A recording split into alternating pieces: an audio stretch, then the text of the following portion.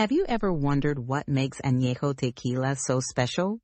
Let's explore what Añejo Tequila really is. Añejo Tequila is a type of tequila aged between 1 and 3 years. It's matured in oak barrels, which gives it rich flavors and a smooth finish. According to the Tequila Regulatory Council, this aging process distinguishes Añejo from other tequilas. This aging allows the tequila to develop complex notes like vanilla, caramel, and spice. It's why Añejo Tequila is often enjoyed neat or sipped slowly. The longer aging also means a deeper color and richer aroma.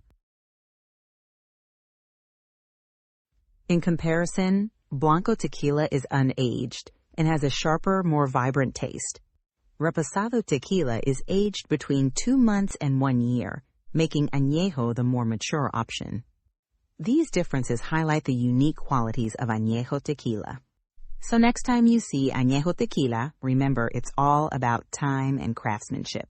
Its aging process creates a richer experience that's appreciated worldwide. Curious to learn more? Keep exploring the world of tequila.